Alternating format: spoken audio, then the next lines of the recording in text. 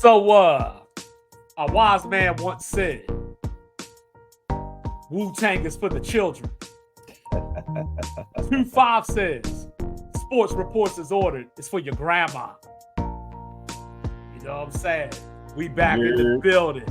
We got some picks to make tonight because we are in the divisional round of the playoffs. And then Toronto finally came off of Pascal Siakam, as I was asking them to do in the summer. So we'll get to it. Yeah, you were first on it 6 months ago.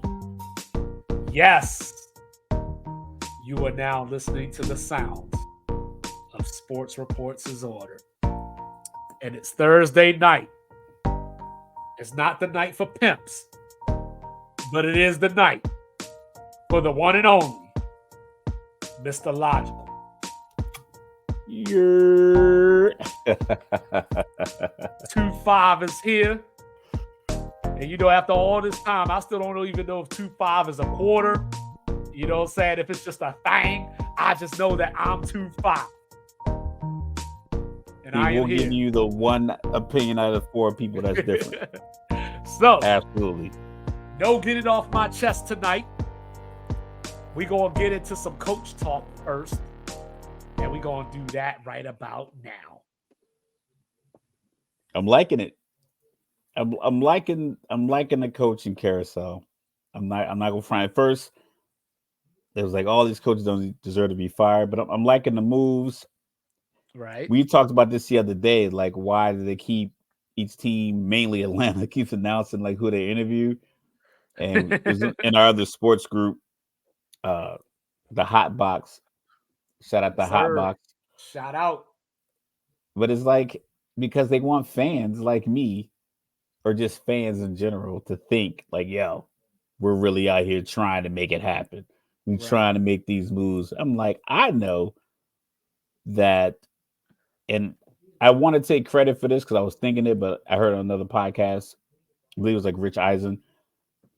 Yeah, Atlanta interviewed Jim Harbaugh, great coach. They interviewed Bill Belichick, another great coach. Nah, that's not how it went. And Rich Eisen said it. He was like, they both interviewed the Falcons. They sat down and said, hey, I'm glad all you guys are here. I'm glad you flew me out in this G5 or this G6 or however we got there. So what are you guys going to do going forward? And they probably pitched themselves to Bill and pitched themselves to Jim. Everybody else, like Brian Johnson, shout out to Utah Utes, former quarterback, beat Alabama down in Louisiana in the Sugar Bowl back in the day, 13-0 Utah Utes. He's coming down to interview for the Atlanta Falcons head coach job. And like I said, I'm all about. There's only one problem with Brian Johnson. He just had he was part of one of the biggest collapses. If the sun don't shine, then sun don't shine. So it's like it's hard for you to come in. It's like I remember in high school, right? We had to get our driver's licenses, and the process was shout out to Virginia, Todd Stadium, Newport News public school system. You did the practice driving behind the football stadium. It was a big open parking lot. And then you did the road test the following week. It was like 8 total days.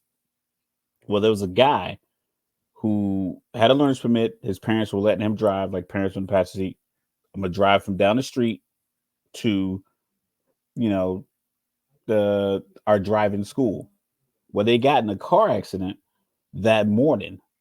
So I was like, man, is he all right? Yeah, the guy's good. We already signed him up for 2 more weeks of driving practice because it's like it's fresh. It literally just happened the morning you come into school. So we know you're not ready to drive on your own. Right. Brian Johnson, we just saw the team that went to the Super Bowl last year with a different coordinator. You took over, and it didn't look the same. It definitely didn't look as productive. The tush push was good, but even that didn't work. Reception machine. And then the thing about that, like even that didn't work. So it's like, what are you going to say in this interview that's going to make people forget about last weekend? So it's going to be pretty tough for him. Well, I had heard through the grapevine that he might be the favorite for the other half of Sports Reports' Order's team. For the Commanders? That's what I've heard. Him and Mike McDonald. You're better off going with the enemy. Like, if I'm going to pull an offensive coordinator from any other team, I would at least pull the one that's called plays in 3 Super Bowls in the last, what would that math 6 be? About years? 4 years? Maybe 4 years. 5 or 6 years, yeah. Because they went 2 in a row, then they didn't go, and then they went last year. Yeah. So he's called plays in 3 Oh, out of 4 yeah, Super because they were going to Bowls. go back to back if they would have beat Tampa. They were going to go back to back. If they would have held on to the lead, they would have gone back to the Super Bowl against Cincinnati, and then it would have been KC versus the Rams, and then we saw what happened, which is what we deserved. They could have held on to the lead, but even with that, it's like he's put his team in position consistently 3 out of 4 years, and even this year, I know sometimes those yards can look like, empty calories. We saw with Dak in the last playoff game. But if you're going to pull an offensive coordinator from another team, I'm like, just pull the enemy. Just give him a deal that says, hey, this is a trial deal. If he wants to take a 3-year, 26 million, 24 million, but just like let him know, like, yeah, this is a trial deal. We're trying to figure it out. We want to give you a shot. But maybe he really just does interview well. I'm not sure. He's had at least 18 interviews from what I was tracking, but Washington could go holler at my man over in Houston, right? That was on their staff previously. Sometimes you gotta I think you gotta protect yourself from yourself and not just go after who's hot. It's a lot of people that get hot. It's tough though. It's tough though when you look back at that staff and like McVay, LaFleur. Jay Gruden would never get a job, a phone call, a text message talking sports again, because he had Shanahan, McDonald, McVay. What's the boy name that's coaching in Cincinnati? Zach Taylor. Yeah, all of those guys were on the staff, and it's like you went like 5-11, and you didn't look good ever. And these guys are out here winning probably like 65% of their games if we added them all up. Yeah. 65-70% of their games, and you couldn't, with all of that in the room, you couldn't make it pop. So yeah, it's like I say, he's in that Mike Singletary, like, you're never gonna get a job. Like, it's evident that it was you and not them. Can't win with them. Can't play with them. And then one dude takes him to the Super Bowl. I haven't heard much about Vrabel's interview path, and I saw that he interviewed with the Chargers today. So I think he's probably, in my opinion, I think he might be one of the hottest. Well, I would rank him as the number 1 guy over Bill because of just age. I don't want to jump the gun, but Vrabel sound good in Buffalo. Nah, they're not getting rid of that. Sean McDermott is not the problem. The problem in Buffalo is not coaching. I'm not saying he is. You would have to reach, because it's that whole microcosm, that old adage of like, if you get rid of him, who are you going to get? Yes, there are a lot of guys out there available, but coaches are looking like, do I want to go to the team that fired the guy who just won a division probably for like the 3rd, 4th year in a row, give or take? And the team didn't implode. Team isn't falling apart. If they lose to Kansas City this weekend, then on whatever picks, it's not gonna be like the Green Bay Dallas game where they just look completely overmatched, or how Cleveland looked against Houston, because Cleveland had like a quarterback that's damn near our age. If they lose to Kansas City and he's on that sideline next season, he better start off with storming Normandy. I don't think Sean McDermott, I don't think his hot seat's that bad. Well, actually, hold on. Let me back up. Hold on, pause. Let me back up for a second. Right.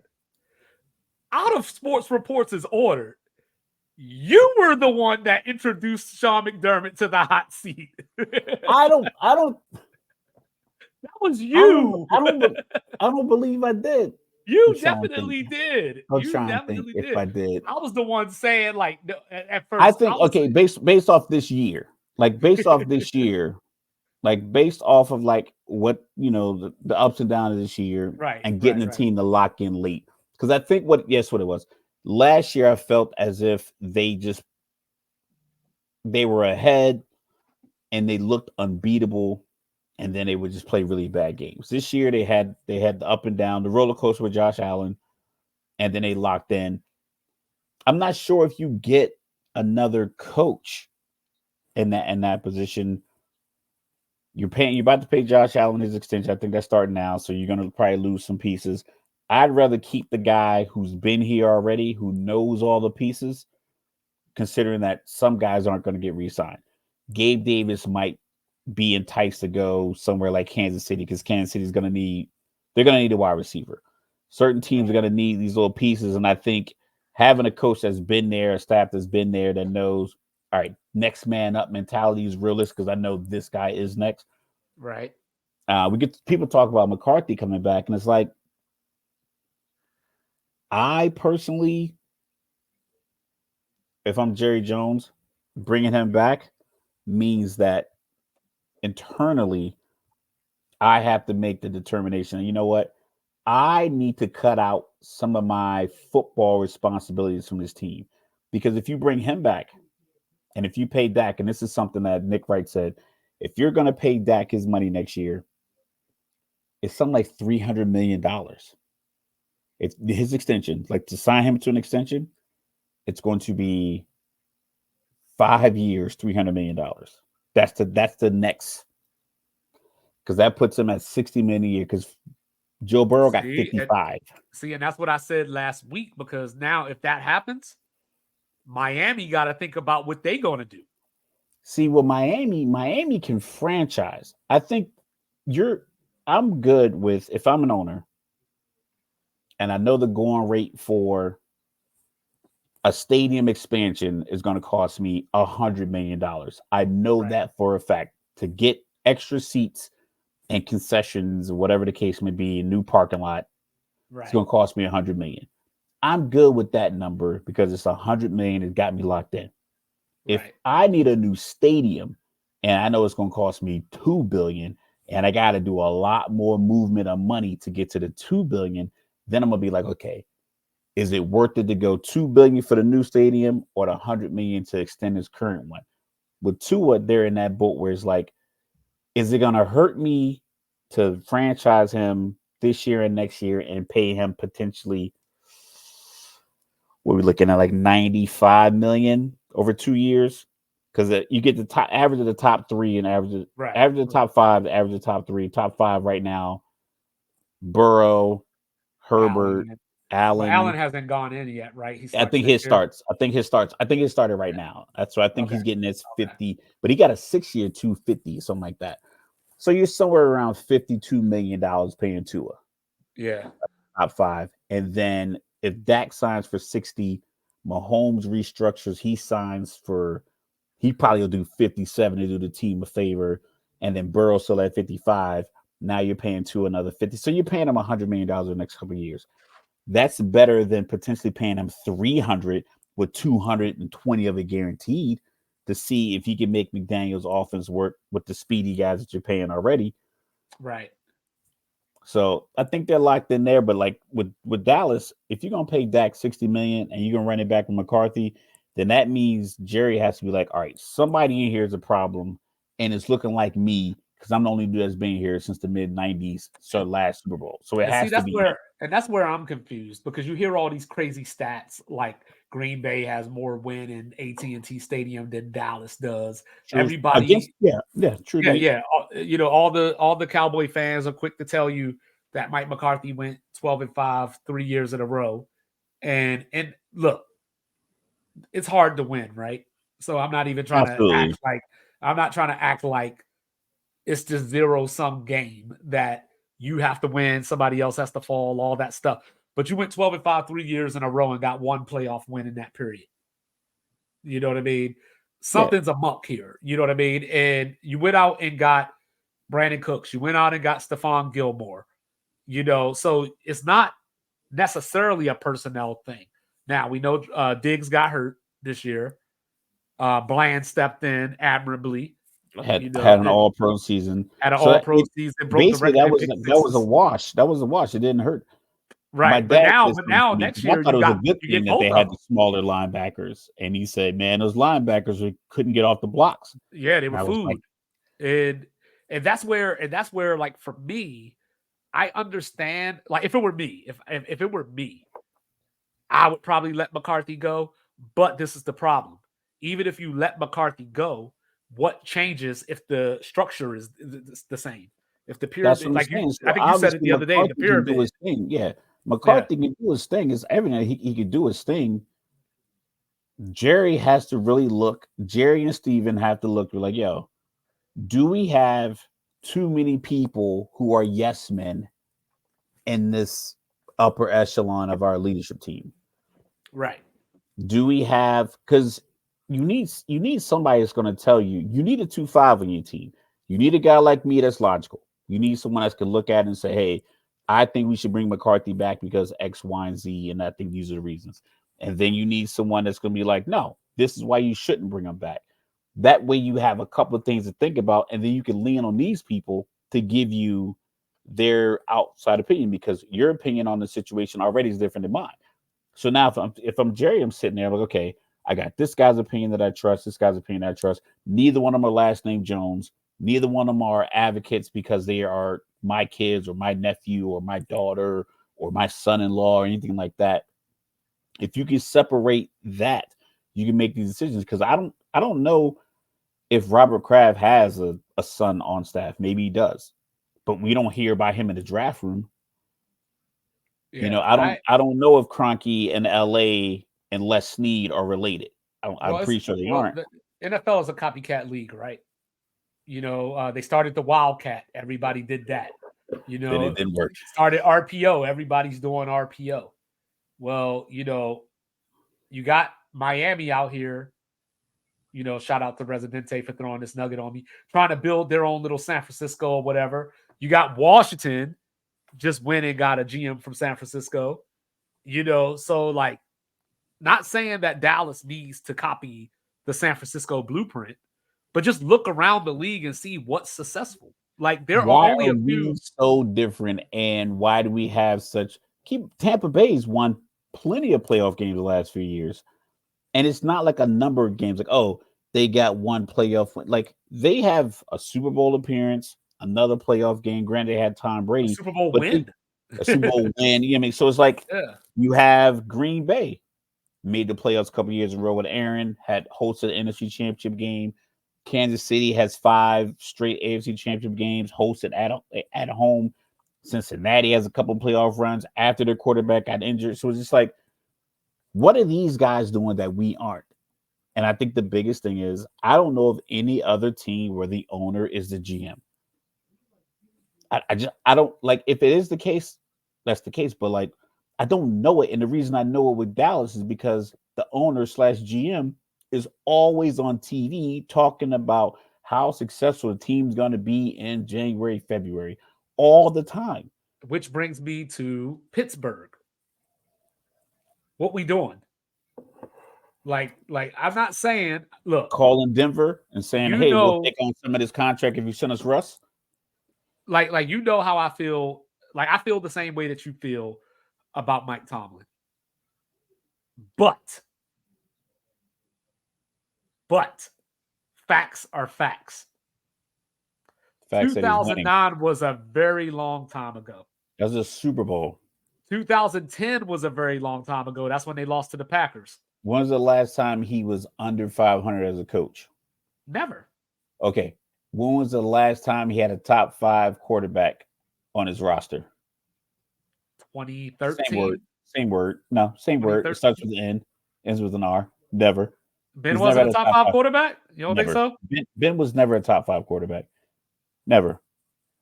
Okay. I'm Statistically, not saying whether he was or wasn't. I'm just thinking about it right now. just think about it.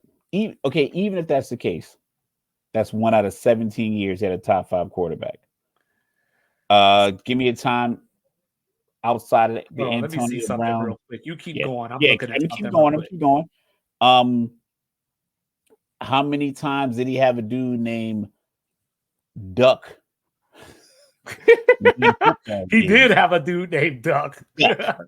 Hey, he had an Antonio Brown. He had Mason Rudolph in position to get the ball back to tie the game against Buffalo when they were down 21-0 at that point. He had that team in position to tie the game up at 24 if the ref doesn't call the roughing the passer or the unnecessary roughness, even though early in that game, Josh Allen faked the slide on his 52-yard touchdown. That put him up 21-0. But we're not going to talk about that. So I'm saying that I don't think you should pick a coach because the coach is going to get you a Super Bowl because it doesn't make any sense. It's like picking a financial advisor that's going to get you $10 million off your $100,000 investment. You want a guy that's going to get you money on your investment and not lose you money ever. All right. So just quick question. Okay. These questions do not determine whether Ben Roethlisberger is a top 5 quarterback or not. I'm just asking a question. Okay. Where do you think he ranks in all-time passing yards? Probably 6. Where do you think he ranks all-time in passing touchdowns? 7. So 5th in in yards and 8th in touchdowns. Okay. Give me 6th, 7th, and 8th in yards. All right. So passing yards. So he's 5th, right? You said in yards? Yeah, he's 5th. Yeah, he's 5th in yards. Okay. So passing yards, you want 6, 7, and 8? 6 through 10. So 6 is Phillip Rivers. Okay. 7 was is he Matt ever a top Ryan. 5 quarterback in the league in any year? Any year was Phillip Rivers ever a top 5 quarterback in the league? I think the answer to that question depends on if you think he's better than Roethlisberger or not. You got to put him. Because you got what? Brady, Rodgers, Brees. Brady, Rodgers, Brees, Manning. Well, Manning wasn't there the whole time. Like he wasn't there the whole time. Phillip Rivers? No, for Roethlisberger. Yeah, Manning. I'm talking about so if you look at Phillip Rivers' career, started pretty much 2004-05 when Drew Brees started. They were all in the same draft with Eli and Rivers. Eli. Yeah. So I'm talking about if Phillip Rivers, was he ever a top 5 quarterback in the league? You got to keep in mind, you got to put him ahead of Brees, Manning, Rodgers, Brady at any point in his career. So maybe you get him at 5. So look, it depends because there's people out here. We'll get back to the coaches, but this is kind of our tangent we go off on. Well, people get technical and they try it's not apples to apples, and I get it. Try to scheme. What I'm just saying, they try to scheme because once you say somebody's a top 5 quarterback or whatever, they'll keep you there even if you're not there anymore. Yeah, but that's what I'm saying. Was it? Did you ever think any time would you have Roethlisberger? Maybe. I would say Phillip Rivers. No. Okay, so that's Phillip Rivers, and he's 6th all-time in yards. So who's 7? 7 is Matt Ryan. Is Matt Ryan, he won an MVP. That was his MVP year. But I'm a Falcons fan. I wouldn't argue that he was top 5. He put up a lot of yards. So who's 8? Marino. Okay, yeah, he was top 5 at some point. Aaron Rodgers. Aaron Rodgers, top 5. So Aaron Rodgers is less yards than Roethlisberger? Yep. And then number 10, you ready for this one? You probably already know this one, though. Number 10. Eli Manning. Yes. The man who led the league in interceptions 3 times. So if you think about Tomlin's tenure, and I'm not saying Ben Roethlisberger wasn't great. It's if he's a top 6 quarterback in the league, he is a top 6 person on earth at his position. I think people kind of forget that piece. Phillip to Rivers be top 5 or top 10. Touchdowns. But okay, if you look at Tomlin, like I said, and Eli's number 10. So if I'm looking to move away from Tomlin, okay, considering if I look back to his entire tenure, the playoff victories, here, there, the Super Bowl victory, one 2017, the Super Bowl victory. Has he had the firepower necessary to really compete post divisional round of the playoff? So if I fire him, what am I firing him for? If I'm letting him go, what is my advisor? What are my Well, this board of is the directors problem. telling me? Like, The, hey, the, I have the power to fire Tomlin. I need to I need to know what I am doing it for. Like, the what is problem it the simply problem that we is don't have playoff wins? the problem is that he's the blueprint too. The gift and the curse. Because Pittsburgh is a city full of knowledgeable, diehard football fans that understand the things that you're talking about. They have a high standard for their football team. Do They they? were the first team. Yes, they were the first team in the NFL to win 6 Super Bowls. You know what I He mean? got one of them. Sixburg, as He they got the called six. themselves. That's why they call it With Pittsburgh, their because he sauce got on it. top of the pizza. But then when you look at it, the curse is the Steelers have a brand of football that they don't deviate from. But it And worked if you have a quarterback that can make. We saw it. We right, but saw it that's the work with problem. They don't go inadequate get free quarterbacks. agents. They don't do free agency. That's Just not like the Green coach's Bay. Just like fault. Green Bay. But that's Remember not when on the Green Bay got coach. Julius Peppers? Remember when Green Bay got Okay, Julius? now That was imagine a now. big deal. So now check this out. Now imagine this: you have a coach that is taking ramen noodles Pig on a and lipstick. giving you gourmet meals, Right. and you're like, well, he's not giving. People aren't buying all the gourmet meals he's making. Like, yo, but he's taking ramen noodles and giving you gourmet. Right. Right. So now you're gonna bring in the offensive coordinator from the Rams to be your head coach because you think you need points, but he can't speak, he can't lead men the way Mike Tomlin can. So now what are you gonna get out of it? Because Right. you still don't have the free agent. The city's not Pittsburgh's a dope city. I've been there. I like it. You come to the mountain and the city just opens up. It's a great looking city. People are very friendly. It's a dope city. Everything's right there. Casinos there, the hotels. It's a dope city.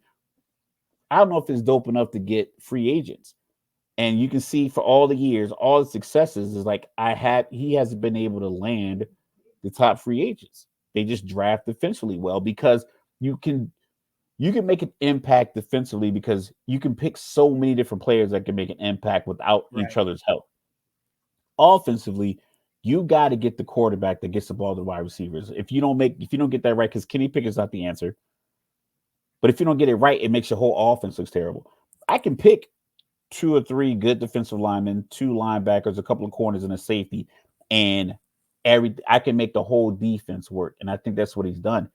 They need to figure out a way to get the quarterback there, either for maybe a 1 or 2 off seasons, change their philosophy on offense as far as like who they're going to go get.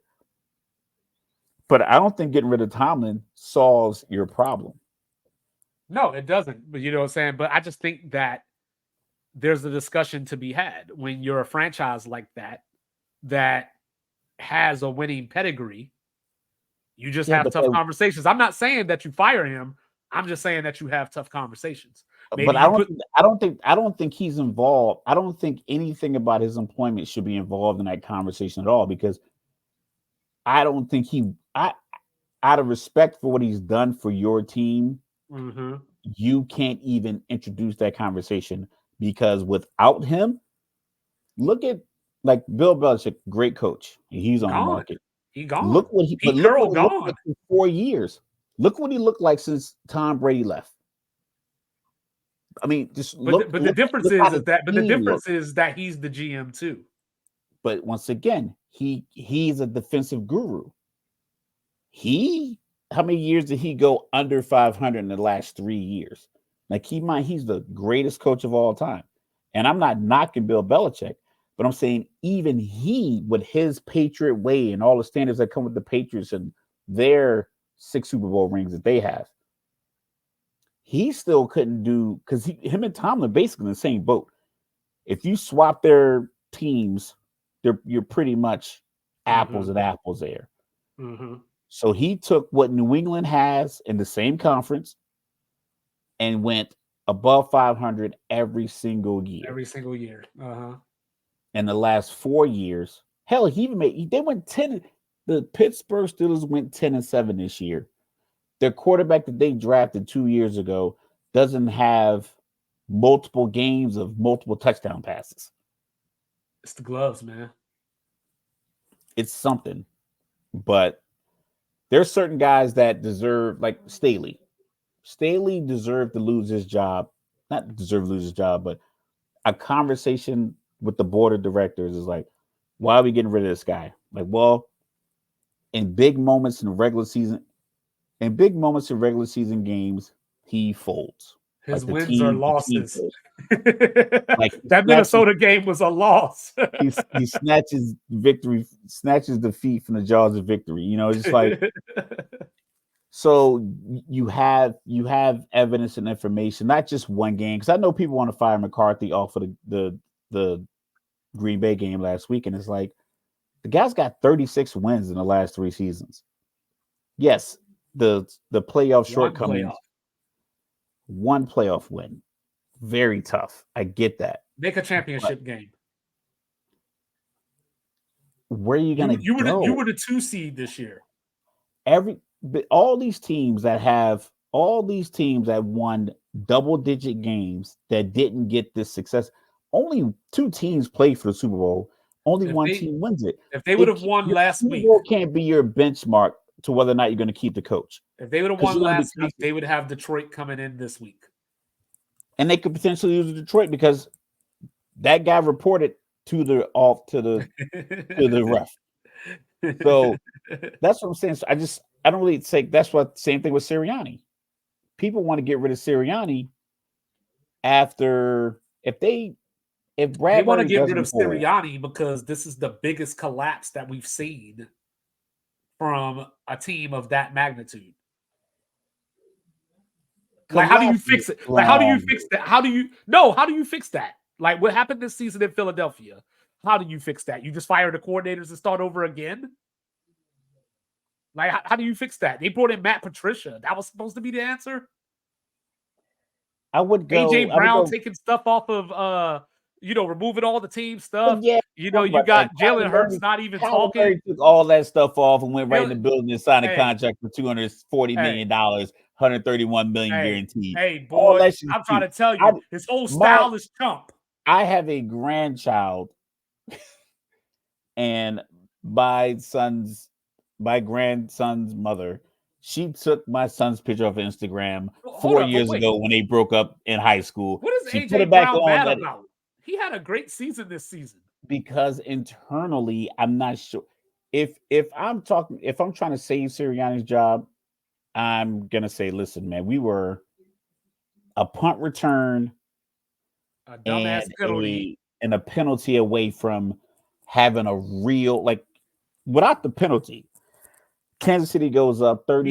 They had a 10-point lead in the Super Bowl. A 10-point lead. They had a 10-point lead in the Super Bowl, but you against a team with real pedigree. Against Houdini. They just have real pedigree. But even at that pass was probably uncatchable.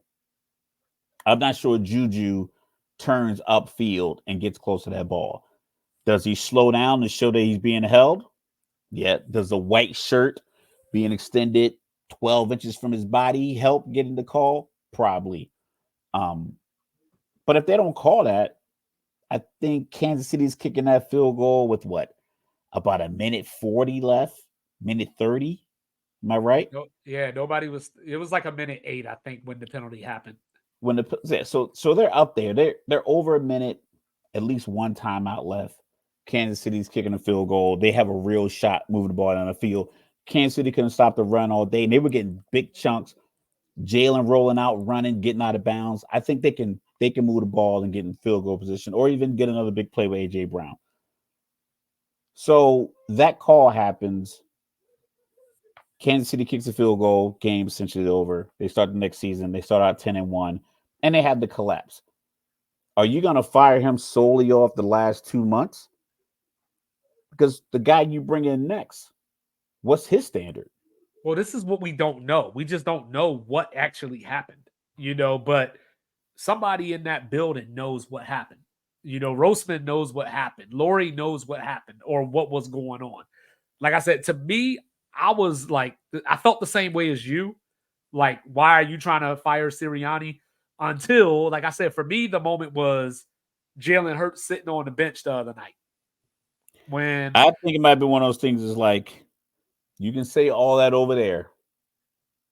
I get that, but that's not keep Jalen it. Hurts. That's not the Just, Jalen Hurts that we've seen. I don't think Like, he's ever been confrontational though. no, I'm not saying. Like I said Tuesday, he's not a rah-rah guy. Like, he's not like a, in your face or whatever. But at the same time, to me, he speaks up. He just does it maybe not politically, that's the wrong word. Tactfully. He does it tactfully and respectfully versus like a TO getting up in your face and saying something I about your love mama these made. for me.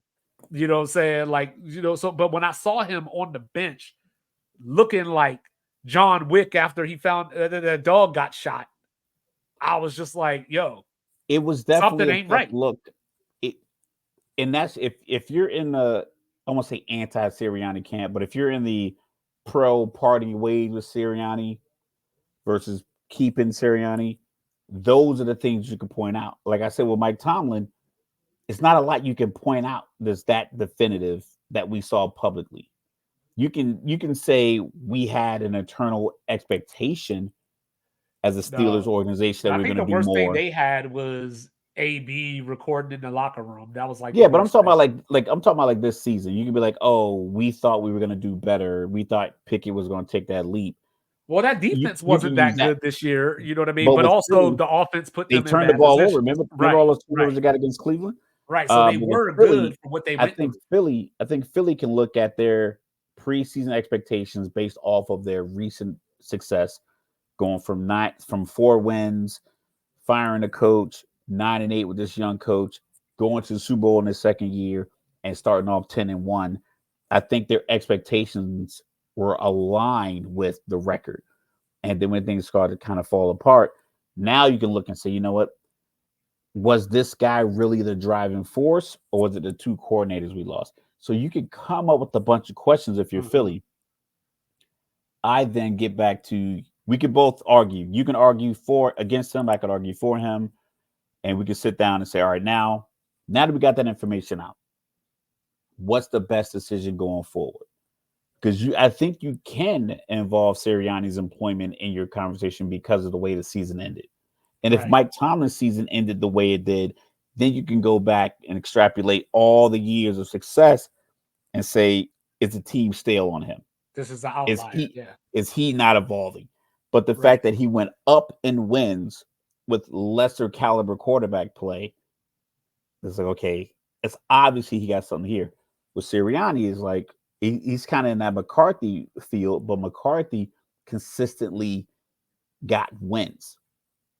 Maybe because it's Dak and CD, but he coached teams to victories, calling the plays. Sirianni doesn't call the plays.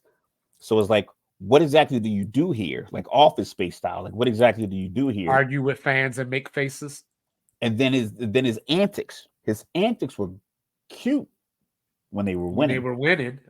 It was cute when they were dominating teams. Now you look immature. Right. Because it's all good when you're doing this. And no, that ain't never good. That ain't never good. It's a 2-5, but it's all good to high five and dance and do all this stuff when you're up. But you do that when the score is 45-21 after you score, it doesn't look the same. Same movement, same game. The circumstances around it are different. So I think that's the piece with some of these coaches that in their movement. Yeah, Vrabel was one of those guys who was like, okay, it might be time. It just might be time. It's been up and down. Here, there, we got the quarterback. He was in the You got same so boat much as going Tomlin on as far as quarterbacks, though. No, but like he had the number one seed with his whole conglomerate, everyone's still together. They didn't succeed, but they played tough. They were tough out there, tough defensive team. So it was like he didn't have a consistent niche that he can like really rest his hat on. Like, oh, every year our defense is top 3. Right. I do that. Every year we win 8 games. You know, he didn't have that feather in his cap. And I'll still take him in Washington. But that's what I'm saying. It doesn't make him a bad coach. It just shows for that relationship, we're not giving each other enough. Right. You gave me these quarterbacks I didn't want. You signed a big contract with another quarterback. I don't think really fits my philosophy. You won't pay the running back that fits my philosophy, but you want me to coach it. But then you trade away my safety. So it's like you just make these different moves. You trade away the best wide receiver, and you bring a guy in that I'm being held can't really responsible for choose. your decisions. Exactly. Yeah. So that's a little different. Yeah, I get it. So good talk, though. Good talk. Yeah. That's the best one I've heard. I've watched a lot of shows. I don't think anyone taught that. Okay, I'm patting us on the back. Sometimes Nisha Nass said, sometimes you got to be proud of yourself. All right, she's like, because I know what it took to get here. Sir. We are humble here. We are humble. Humility is like, I'm proud of myself. I'm proud of myself. I'm proud of you. I'm proud of what we're doing. So I'm shouting that out. That was a good segment. That was the best thing I heard. Remember, I had a question for you the other night that I said we was going to wait for tonight? Okay, I'm waiting. I'm going to get it wrong, but keep going. No, it's not a quiz. It's like, okay. Which team, which higher seed is the most likely to lose this weekend? Buffalo. What? I thought about it. I think that this is some bullshit, because I swear the other day when we had this conversation, I wasn't sure. I said if we don't say Buffalo, you know what I'm saying? Because that's the only one I can think. That's the easy answer. That's the only one I can really think. I mean, okay, well, fine. Give me Baltimore. Give me Baltimore. But like I said, when that Baltimore conversation, you would have to say that Baltimore does something wrong that's outside of the norm. Yeah, let's talk about look. But if I say Buffalo, the reason I would pick Buffalo is because we talked about it in our little pre-meeting. MVP this year. Well, I think the odds are like negative 20,000 for minus 20,000 for Lamar. So that means you got to bet $20,000 to win 100. That's what that means. When we talk about betting, that means he's such a lock. You got to bet 20 grand to win 100. Yeah. So the guy that's a lock to win MVP is 1-3 in the playoffs, 0-2 at home. He has missed the last 2 playoffs due to injury. He's been sitting for about 3 weeks now, and we've seen what he looks like when he comes back rusty. When I look at who the Ravens lost to this year, I am not counting week 18 because, the Steelers, they nobody played their starters. But their losses are to Gus Bradley, held them to 19 points. They have a loss to the Steelers, held them to 10 points. They have a loss too. Now, they scored some points in this game, but Jim Schwartz, when they had a 13-point lead on the Browns, and the Browns came back and beat them, and that game and the Indianapolis game were both in Baltimore. All right, you want to hear a funny stat real quick? I'll let you keep going.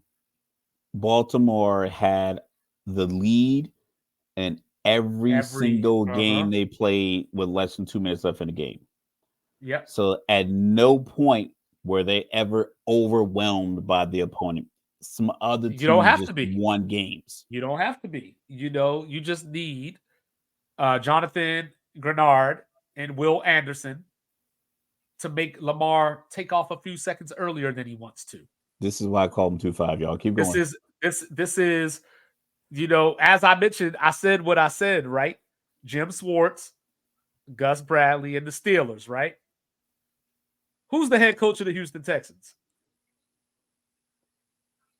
D'Amico Ryans. Is he or is he not a defensive genius? In a game like this, I feel like people of his ilk take stopping Lamar Jackson as a challenge. Yeah. The only thing, 13 games and everyone tried to stop.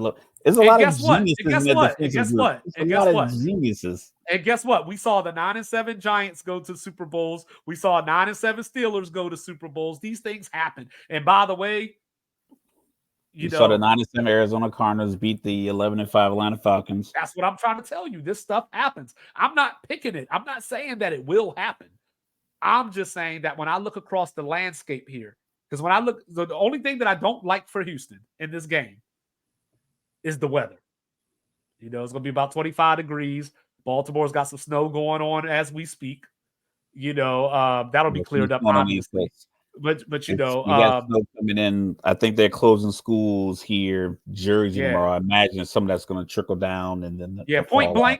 Point blank, the AFC be on some bullshit. You know what I'm saying? Like flat out.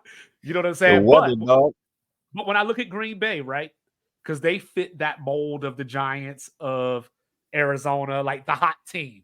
They came into the play because like Jordan Love, since they played the Chargers back on November 19th, 21 touchdowns and 1 interception. And that When he counts the threw game the against pass Dallas. he threw against Kansas City to Dobbs, Romeo Dobbs, yeah. Roman Dobbs. It was I'm probably covered 3, so he had a guy underneath, safety corner, and he threw it off his back foot. Uh-huh. I think it might have been a 4th down conversion too. It was like one of those 4th and 3, like you're like in that. Do we kick the field goal? Do we punt? Do we go for it? Back foot, threw it to Dobbs. He caught it. I think Eric Reed still put a good hit on him. I was like, yeah, it was Rodgers-esque. It was Rodgers-esque, if I say so myself. It's a lot of throws that look a lot like that. Maybe just I don't know if he has baseball in his background, but he does seem to be comfortable. And obviously they say this about all young teams, like they don't know they're supposed to be intimidated. Well, I don't think this is the thing, though. Athleticism and just working together. This is the thing, though. It would be easy to pick Green Bay as the team that could play spoiler based off of what they did to Dallas. But, saying they're going into rain and they're 28th against the run against a rested Christian McCaffrey. Debo go get some snaps. Lamar rusty, but McCaffrey's rested. Because remember, McCaffrey had the calf injury. So, you know what I mean? So he's healing. So Lamar just rusty. Lamar just rusty. He probably Lamar just rusty. I don't believe the rust concept. I think that concept. I think it's a little. Nah, because Lamar has the ball every possession. McCaffrey doesn't.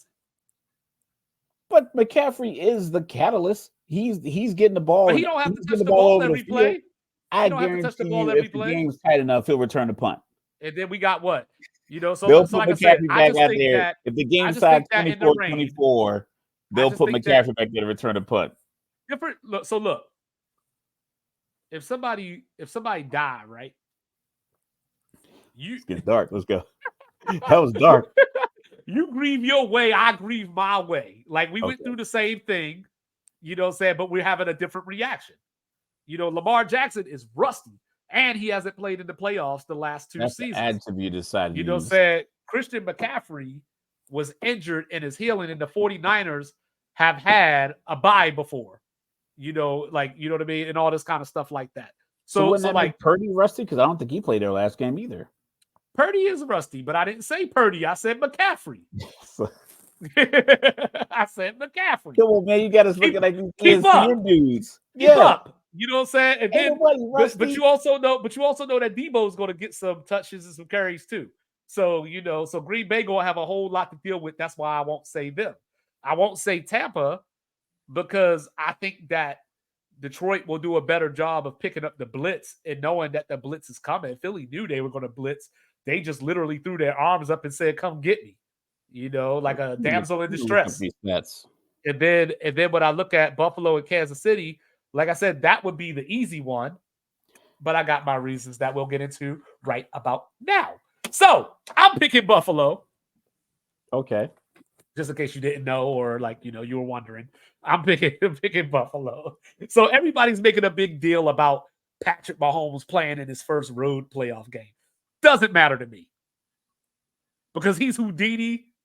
He's the best quarterback in the league. Don't matter. He is who he is. Timothy, if you will. You know what I'm saying? So as I look at this, he was who he thought he was. See, I was listening to Bomani Jones this morning on my way to work. He had a guy on his show by the name of Nick Wright. And Nick Wright said something that made 2-5's ears perk a little. He said, everybody's talking about Patrick Mahomes going on the road, but he's a better quarterback on the road than he is at home. And I said, oh, is he, Nicholas? So I went to go check this out. investigative reports. Now, including last week's playoff game, he played 9 home games, 7 on the road. So his completion percentage is better on the road. His yards per attempt, better on the road. But in 2 less games, he's thrown 2 more picks on the road. So you got to look at the whole picture. Buffalo leads the league in takeaways.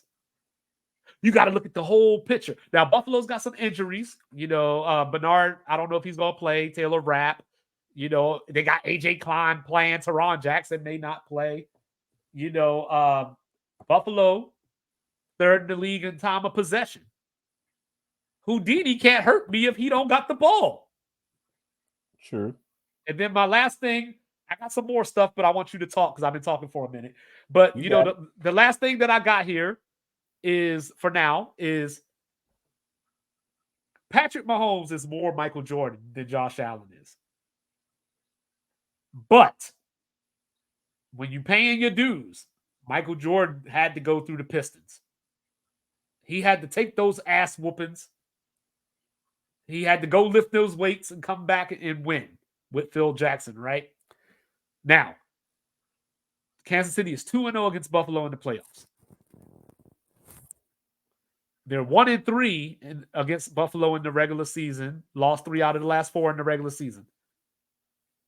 5 of those 6 games were in Arrowhead. So it's not the point that this is Patrick Mahomes' first road playoff game. The point is Buffalo ain't got to go back to Arrowhead. I like I said, I want to stand on my pick that I made weeks ago after watching Kansas City. I was like, I think they're going to lose their first playoff game. Right. I didn't think they were going to get number 1 seed. I didn't think they were going to get a bye. I really thought that they're going to lose their first playoff game because the wide receiver drops is one thing. I'm not concerned with the drops. Drops happen. My issue was it felt as if the wide receivers weren't even getting open. And he was throwing into tighter windows, which are going to lead to incomplete passes. But last week against Miami, a lot of the big plays, I felt like they spent the last month figuring out what kind of route concepts work. Where can I get the ball out quickly? And, Patrick Mahomes is an accurate quarterback, so he's going to get the ball. The run after catch is going to be, the pass is going to be on point. Right. If he can get that in Buffalo, because Buffalo, you can't blitz them excessively because you take guys out of coverage. You can't play man-to-man the whole time because you can't man-to-man on Kelsey. And if you do, it's just not enough bodies to consistently just kind of give him these looks. He's going to pick apart something. So you have to hope for drops or your rush to get there. What are you looking at? See, I said I didn't want to watch this game, right? What happened? Memphis is up 55-52 right now. I love this game. That's the best part about sports. We can talk about it till we're blue in the face. I think Buffalo has the biggest chance of losing as a higher seed just off the way that they played Pittsburgh last week. Pittsburgh, like I said, had a chance. If Miles Jack doesn't hold the tight end on that route, because Josh Allen threw that thing, it landed on that was bench. Uncatchable anyway, yeah. I don't know if he just threw it that direction because he saw the hold about to happen, or he just saw that one-on-one matchup and he figured the linebacker would panic. I don't know what his line of thinking was, but the ball landed behind the benches. Right. So he threw it high in the air. And maybe it's because they probably felt like Mason Rudolph, I can give him the ball 5 times in a row to get 7 points, and we're probably going to stop him all 5 times. If they have that same kind of mindset against Kansas City, 2 out of those 5, Kansas City is going to get points. Even if it's 10 points, they're going to get points. And I think their defense plays better. And I think Josh Allen does play a little different when he's playing a different competition. Right. I'm gonna pick Buffalo just because. I mean, just it's a chalk pick, but it's more of a common sense pick. It's like if I got a toss up, I'm gonna go with the team that has the greater advantage, home field. I think the wide receiver relationship between Josh Allen and his core with the two tight ends that are essentially identical. If Kansas City had another guy that played like Kelsey, I would be on that. But Dawson Knox and Dalton Kincaid play exactly the same. Like when they drafted him, I was like, you already have Dawson Knox. Yeah, he's But about to be both of out them of caught there. touchdowns. But both of them caught touchdowns in the first quarter. I guess like they come up with these stats. Like they're the first time two tight ends that both caught touchdown passes in the same quarter in the playoff game. Yeah, Odd stat, but I think that relationship and the way Buffalo is committed to calling run plays. I don't know how well they run the ball per se. Well, against but their Pittsburgh, commitment to calling the run plays. Against Pittsburgh, James Cook went 18 for 79. He's the fourth leading rusher in the NFL this season. I don't know. But it's not all doom and gloom. I got some stuff for Kansas City too. They say Kansas City's got 2 days of extra rest. Buffalo played on Monday. Oh, because they had the weather. Yeah, because they had to reschedule. You know what I mean? Kansas City has not allowed a 300-yard passer this season. And for somebody that likes to throw the ball as much as Josh does, that could be important if you start forcing them windows. Kansas City but a doesn't lot give it of up. Josh Allen runs are pass plays that he just takes off. So I think he's probably good with throwing the ball for 230 and then running for another 45 to 60. All right. So you want this? Here it is real quick.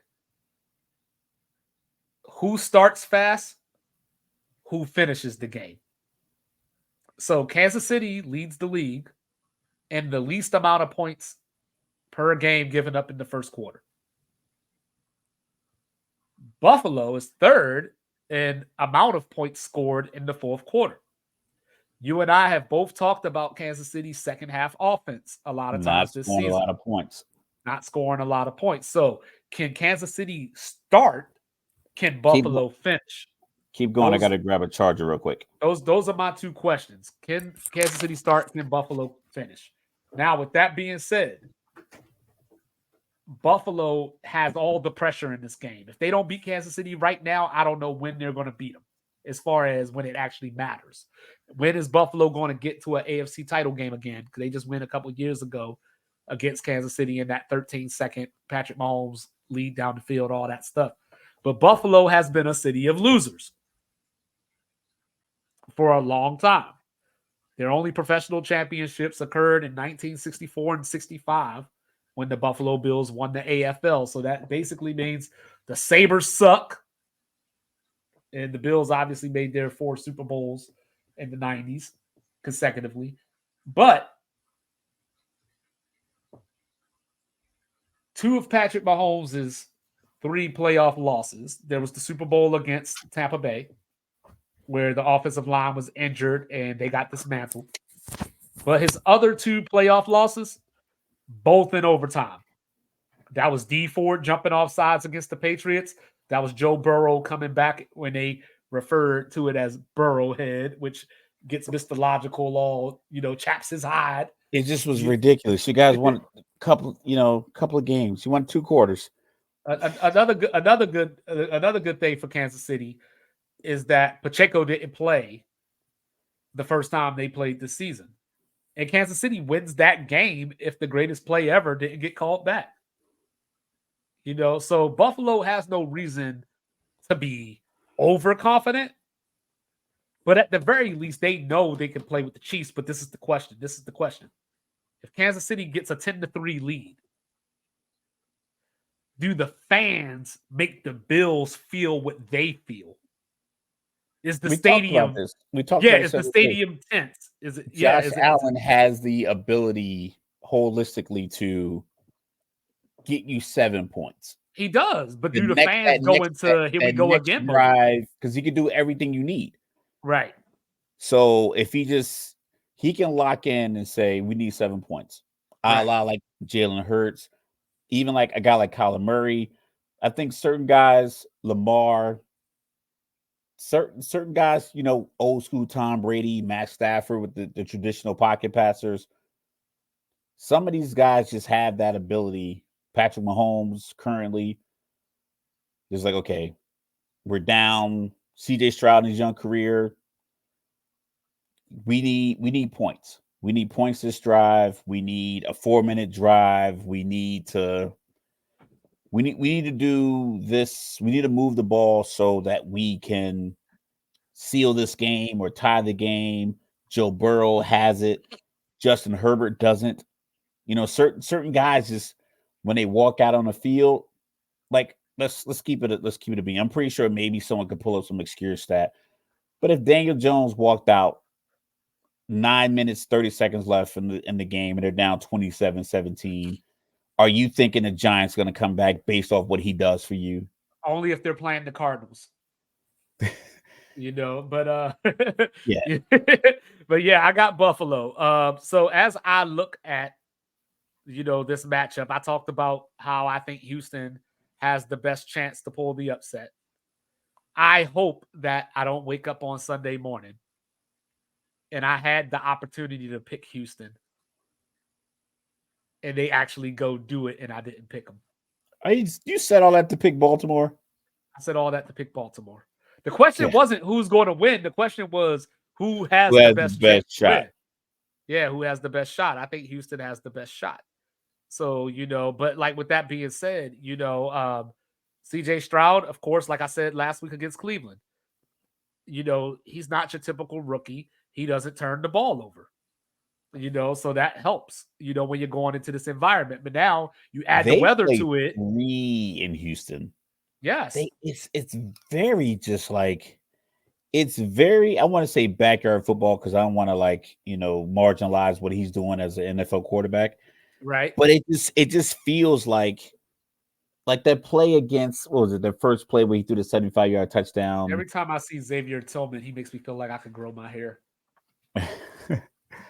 But when they called the play action and CJ Stroud threw it 65 yards in the air for a touchdown.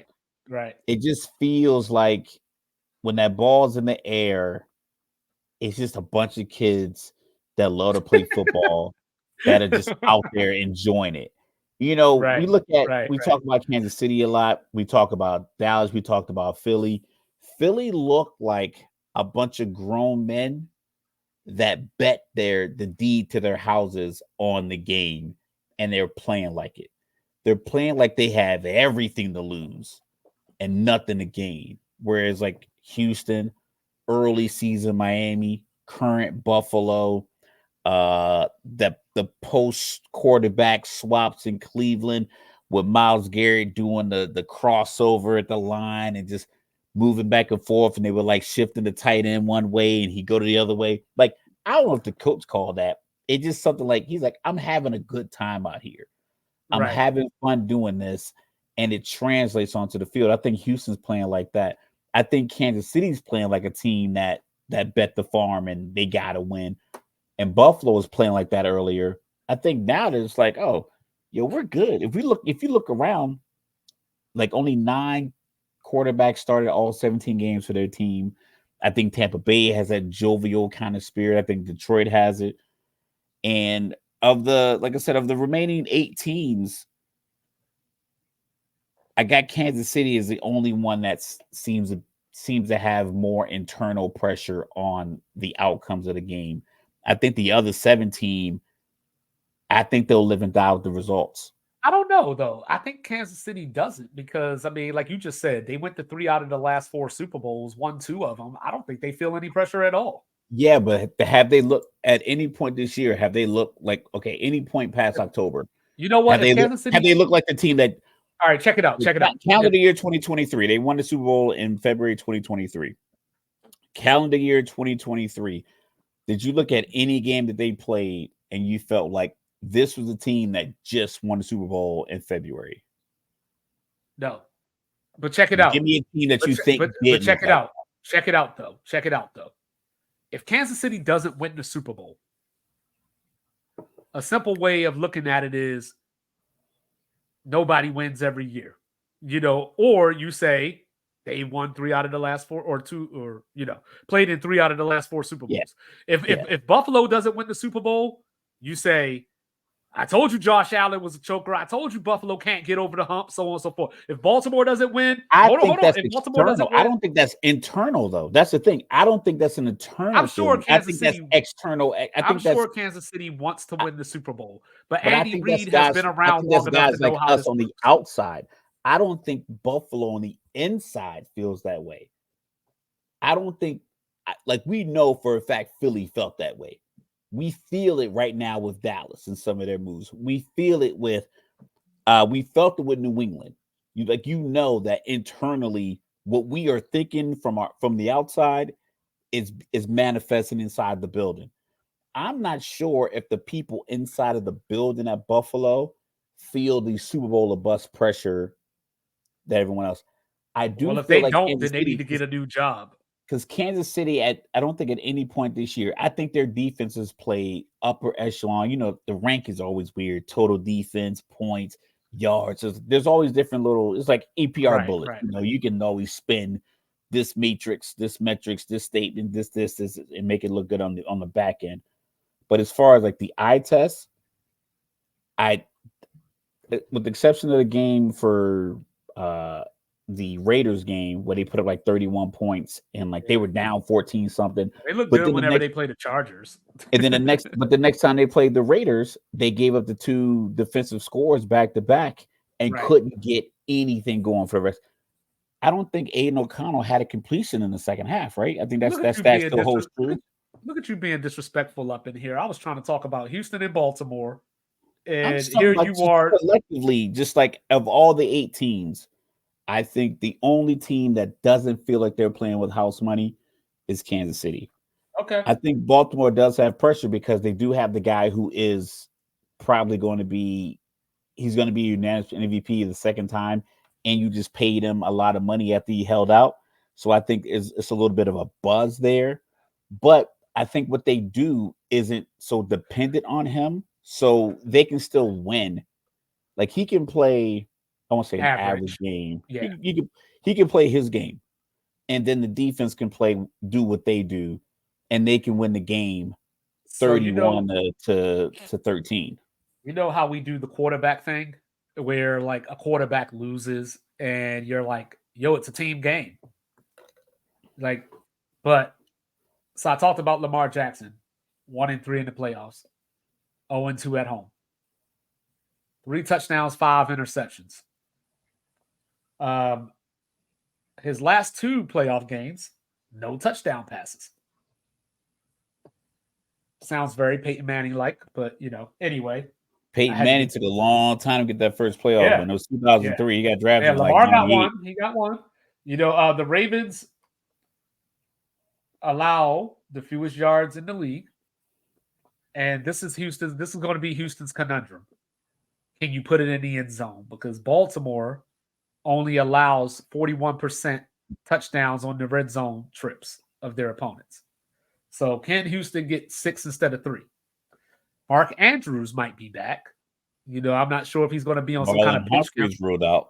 Marlon Humphrey's ruled out. So what does that mean? That means a whole lot of Nico all up in your face. Pause. Yeah. You know what I'm saying? But a whole lot of Nico. So the thing that hurts Houston is Baltimore can win this game in a lot of different ways. They can win a defensive struggle. They can win a shootout. They can win in between. They can make adjustments. And what was a shootout is not a shootout anymore. Houston has to play clean football. They have to If force we just simply turnovers. look at, like, I know I brought this up Tuesday, and I mean, I've been told that I oversimplify things, but I don't care because the person said that I don't really respect their Hey, that's a opinion. skill. Yeah, I think it's pretty dope to be able to master this complicated world. But some people don't understand that. Shout out to people who don't understand that. Learn something. Baltimore, we had the same conversation when they were playing San Francisco, and they beat the brakes off San Francisco. They did. And then we rehashed this conversation. But I think the When pressure they were was on playing San against Francisco in Miami. that game. The pressure's on Baltimore now. I don't think the pressure's on Baltimore because I don't think Baltimore is in a position of where People think everything Baltimore's the best team in the everything they NFL. yeah, because everything they do well. Yeah, so if you're the best Where's team, the you gap? gotta win. Okay, so check it out. I have big hands. I'm never not gonna have big hands. So in a competition against people with smaller hands is like, hey, let's measure hands. My hands are always going to be bigger. What they do in Baltimore is consistent. What they've done this entire year has been consistent. Like I said, the stat that they've had a lead in the last 2 minutes of every game. I think the Pittsburgh game was different because it was the end of the year and no one played. But like every game where Right. their starters played, so they're a consistent team, and what they do well travels. So not only is it they're at a home playoff game, but it's like they run the ball well. They just signed Delvin Cook. The quarterback runs the ball well. Quarterback throws the ball well. Odell Beckham Jr., great route runner, can get over the top. You gotta commit. You gotta commit defensively to stopping the run. So at some point, it's going to be a situation where, like, the safety for the Dolphins talked about a play where Lamar play faked and dropped back left-handed. He said, I just saw him drop back left-handed. It was like, what? And then turned and threw the ball down the sideline to like Bateman or something like that, right-handed. He's like, it's one of the greatest plays I've ever seen. But when he drops back like that, you think he's going to tuck in and run. So now as a linebacker, I'm doing this. Then he turns and it's like, now I got to get out of there. And it's too late. Guys are already over the top. I think they're playing with confidence. I think of the 4 games, they are the least likely to lose. I think of all the 4 games, they will have the biggest win margin. Okay. But don't forget about my guys, Zay Flowers, next time, please. My bad. That's what the pass was to Zay Flowers. My bad. Zay Flowers, yeah. I knew it was. That's why I said that. Both shout out teams, to Zay Flowers. Both teams are bottom 10. See, that's different, right? Both teams are bottom 10 in penalties. So would I make them top 10? That means that they have the least amount of penalties. Yeah. So I call them. If I was saying top 10 in penalties, that means you got the most. I would say most discipline. Well, I was about to follow it up with. Okay. We've been doing this show for a while. Which team is going to beat themselves, because that's the only way. No. These 2 teams, I'm still talking about Baltimore and Houston, because Houston's not going to beat themselves, but Baltimore is obviously good enough to do the beating to Houston. Baltimore's not going to beat themselves. So Houston has to play a clean, perfect game. CJ Stroud has to keep protecting the ball. Houston has to get turnovers. I don't know if they need 2 pick sixes, but 2 interceptions will do, maybe. An interception and a fumble will do. I see, that's true. So if we go back to the original question of like, what team is most likely, which higher seed team is more likely to lose? Which home team? Because the high is like the numbers Okay. It's the same thing with like bottom 10 in penalties. That's how EPRs work. We wrote them for years, so you can fluff those numbers. Because I used to milk that matrix. So if we look at the situation where it's like, which home team is more likely to lose? If I had to rank them 1 through 4, 1 being most likely, 4 being least likely. 1, I would say Detroit, because Dan Campbell does go with analytics. So I think 4th and 2 on Tampa Bay's 44-yard line, and the play before should have worked. Just something happened. I can see him rolling the dice and going for it again, and potentially giving the ball back to Tampa Bay 20 yards from field goal range. I can see that happen.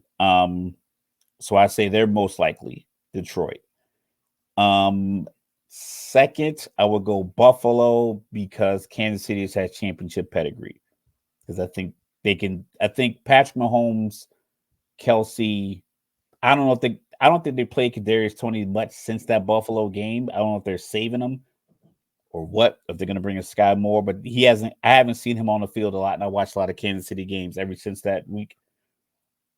Then San Francisco, and then Baltimore. For So me, it's Baltimore, Detroit, Buffalo, San Francisco. So you have San Francisco as more of a lock than Baltimore. Yes.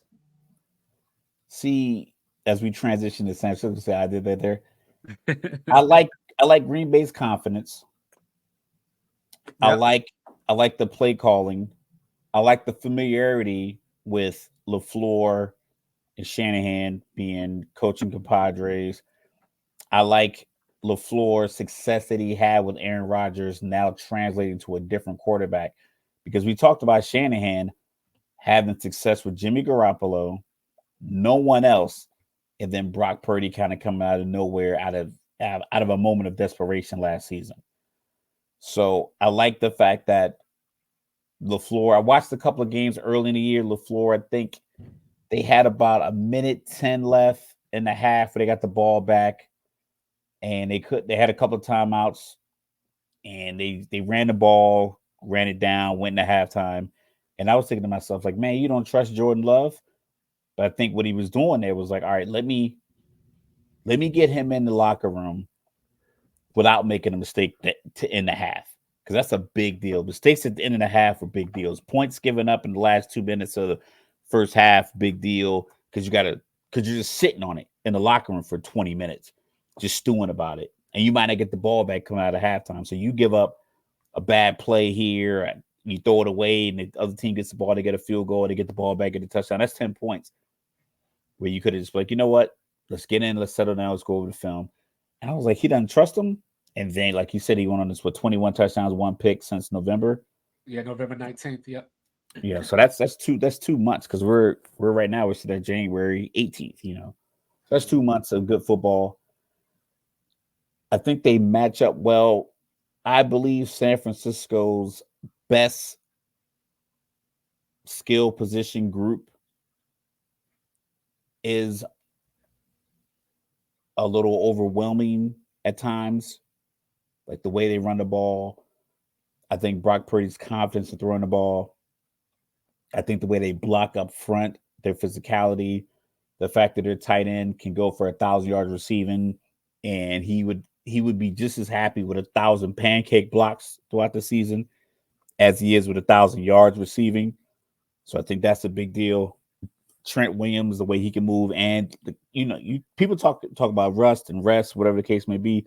I think some of these guys that get hit a lot, they're probably good taking a week off, knowing that, like, I'm taking a week off and my team's not in jeopardy of losing because I'm not playing.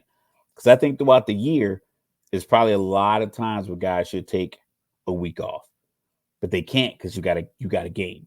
You can't take that week off to just let that ankle heal, let that calf heal, Trevor let that Lawrence could shoulder have. heal. The Trevor Lawrence, we talked about that.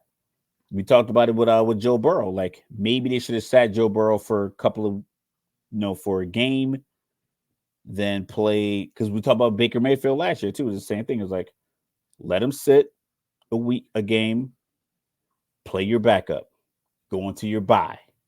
You play a team that's 2-7 out of the bye. You run your guy back out there again. Let your guy get another week of rest. Yeah, so I said San Francisco, the way they run the ball. I think Brock Purdy fits what Kyle Shanahan's ideal quarterback looks like. Mm-hmm. But I think Green Bay and their skill players, the fact that they're young, they're like the youngest team in the playoffs. I think that's a good matchup. That's why I have them third as the potential. Detroit being number one, like I said, just because, the way he calls plays. Baltimore, I'm not predicting a 42-17 game. You sure? Yeah, but I would not be surprised if the game ended up being 34-20 with like late scores by Houston.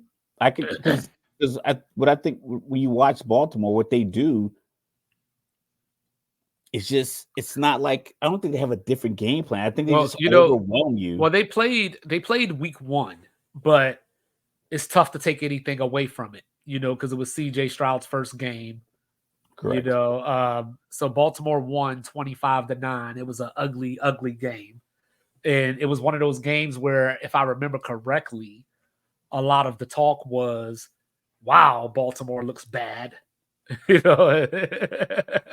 Yeah, how's that going for you? So yeah, I think that the reason that I have Detroit so high, so I had Baltimore first, I had Detroit second. The reason I had Detroit second is because there's the possibility that I always try to find a better way to say this, and I just can't find it. But they might have shot their load. Saying pause, because last week was all hype. First playoff, victory since 1991, all that good stuff. That was the talk surrounding the game. But that defense was still giving up yards. They got outgained by the Rams by 91 yards. Let me look that up. Hold on. So the good news is that they played Tampa in the regular season. They won 20-6. They held Baker Mayfield to 206 yards, held Tampa Bay to 2.9 yards per carry in that game. But this is the problem now. Detroit for the season is 30th against the pass. And Matthew Stafford went for 367 last week. So we've seen that you can throw against this team. Now, I don't know what happened in the earlier game where they couldn't throw against them. Maybe it was a matchup thing. But Detroit's pass defense isn't very good. The only problem is Tampa can't run. So, like this game against the Eagles the other night. They look good against the Eagles. Well, yeah. I mean, you talked about it yourself, how Philly can't stop the run. Philly, Philly, just their draft picks alone. The dudes they drafted from Georgia alone should have helped them stop the run. But even aside then, from the guys that already were there. Yeah. But even with that said, Rashard White only averaged 3.6 yards per carry in that game. But you wouldn't think it by watching it. You wouldn't think it by watching it, though. Because if they ran the ball on first down and it was 2nd and 7, then Baker Mayfield would throw a little curl route and it'd be a missed tackle and it would go for 14 yards. I think the comment that I made in the group chat was Tampa's beating Philly with a college offense right now. It looked weird. It did not look like receiver screens. It did not look like a 32-9 game because I think. Well, it was a one-score game for like 2 quarters. But they jumped out to a 2-possession. They jumped out to a 2-score lead pretty early, and I saw when Sirianni. I don't know what I was doing, but like I said, I was in and out of the game because I was just like just weekend. I was just kind of moving around. So when they went for 2 on the tush push, and they were going to make it, that would have made it 16-11. I was like, I kind of get it if you're thinking that the next time Tampa Bay gets the ball, your defense is going to hold them to a field goal, and now you're down 8. But then I was like, because, like that's the only thing I could think of. Is like you go for it, you're down 16-11. That's just what Philly does. That's just one of those Dan Campbell, like that's just what Philly does. And it's like, okay, because when I saw it, I thought it was because that's what it was. The group, so I saw something in the group, and it said because I think I was cooking like some salmon or something. It was like, oh, we got a game now. So then when I looked and it says 16-9, and they were going for, and I saw it when the tush push got stopped. When the guy had shoulder pad and Jalen Hurts helmet. I don't know how he didn't call it, but it is what it is. So I thought there was a 4th and 1 attempt that they stopped, but then I sat there because I watched the games on mute. I was like, okay, they went for 2, but I was like, okay, they probably went for 2 to be down 16-11. So if they get a field goal, they're down 8, whatever the case may be. I get it. But Tampa, it didn't feel like a 32-9 kind of game. Because Tampa's not that good of a team. Like I said, like go back through their schedule You know, they beat Minnesota week 1. I give them props for that. They beat Kirk Cousins. But then if you look at the rest of those wins, you got a whole lot of Tennessee. You know, you got some Atlanta, you got some New Orleans, you They got 2 split with Atlanta. Carolinas. Atlanta got. I think they lost to Atlanta 16-13. They lost to the Saints once too. They swept Carolina. You know, say outside of that, you know, they beat Jacksonville, so I might give them that one, even though that's when Trevor Lawrence was hurt. But I'll give them that one as well. Yeah. They didn't beat anybody this season that. I mean, at the 18 games, they're 10-8. It's just that they had probably one more. I picked Tampa Bay, so I feel proud of myself for that. But I think the public probably felt like it was a shocking victory. But I picked them. I didn't pick them off X's and O's. I picked them off for the fact that I thought Philly was just kind of discombobulated already. Yeah, I picked Philly just because I thought that you thought they'd be able to turn it around. You're not necessarily turn it around, but you're 0-0 now. And then they was just going to go get fucked up by San Francisco this week was the way that I looked at it. I realistically, I didn't even waver. Like I didn't think Philly had a shot at all. Well, I guess they would have played Detroit, but yeah. Yeah. I didn't think Philly had a shot at all. I think Tampa once he pulled the guys, because he started his starters against the Giants with the hope that the Commanders would be beating the Cowboys and they could still win the division. Once they were getting beat with their starters in against the Giants and then pulled them and then lost, I was like, this team's done. Because I'm like, you know what? I want to play this out and beat the hell out of somebody on the way to the playoffs. We've been slumping. Either come out and dominate that game, but they let Tyrod Taylor and DeVito come in and share time and injuries and still beat them. I was like, yeah, they are done. Well, it was done. It was like a marriage where like you don't care if your spouse comes home at night. I think that Tampa had their moment in the sun. And now, since Todd Bowles correctly pointed out that Detroit is playing in a dome, yeah. If the sun don't shine, then the sun don't shine. Don't shine, yeah. You know, saying that's where we are right now with Tampa Bay. I'm off the bus. You know, I still don't believe in them. I think Detroit's going to beat them. I don't think it's going to be a blowout. But it's not a point. I don't think right now it's a matter of belief. I think it's just a matter of like I thought they were going to beat Philly. I just thought that Philly just AJ Brown. We talk about Twitter when he got ruled out. Right. I've seen like a couple documentaries. Like I saw one that made me think like, why would you buy a house with stairs when you're NFL running back? Jerome Bettis getting out of his bed Monday morning. Like the ESPN cameras are there, so it felt kind of a setup. But him gingerly walking down the stairs Monday morning after a Sunday game. And it's like he played the following week. So how bad are you injured to where you can't play? Like what happened to your body? Because Champ Bailey played all season long with just a shoulder brace that just kept his arm up here so he could still tackle. Yeah. Phillip Rivers played with no ACL in an AFC Championship game. He ain't never have no energy with all them kids. Yo, maybe that's where his energy comes from. Yeah, I mean, he out here like Noah's Ark in real life. So just the fact that what these guys play with to the point where AJ was like, they rule him out when you're literally in a win or go home situation and you rule out one of the, not even the best player on your team, one of the best 12 players in the league, 12 to 15 players in the league of 1,500 people. This guy's literally in the top 0.01%. And you're like, nah. Yeah. We'll play this game without him, even though we're struggling. Immensely. Or maybe he ain't want to play. Maybe he was like, you know how it is when sometimes you fake a little bit when you go to the nurse's office when you're a kid so you can go home. Oh yeah, who's the hurt. Bitch now? I mean, the market will open up for him. But yeah, he can wear number 11 in Atlanta if he wants to. We'll give you Kyle Pitts. Jared Goff had 353 yards against Tampa in that earlier matchup. You know, Amon St. Brown had 12 catches, 424 yards.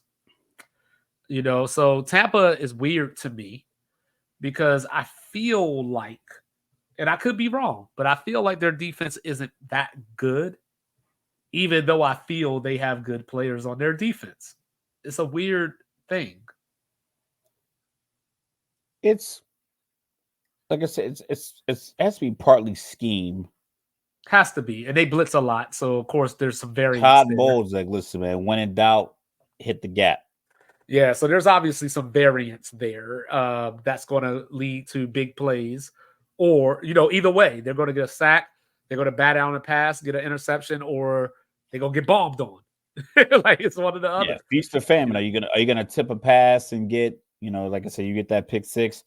Are you gonna catch Jared Goff in his reported small hands in a situation where he fumbles? I don't know. He got the Kenny Pickett. He got the Joe Burrows. Okay. Maybe he should wear a glove. Never mind. Chill. Don't wear that glove. So as far as San Francisco and Green Bay goes, Jordan Love. So the good thing is, I'm listening. I'm just making my drink Green order. Bay My and San son's Francisco. downstairs. Green Bay and San Francisco have played each other a few times over the years in the playoffs. Matt LaFleur and Kyle Shanahan are very familiar with one another. So Green Bay has that going for them. They had games where they took San Francisco to the wire at Lambeau, and Aaron Rodgers just couldn't complete a pass. Or talking about the Kaepernick 180 yard. No, I'm talking about a few years ago when it was the snowy. snow game with the punt block. Yeah, that game. Green Bay had that was Aaron Rodgers' fault because he had 27 passes. He kept trying to throw it to Devontae. No, he had 27 pass attempts.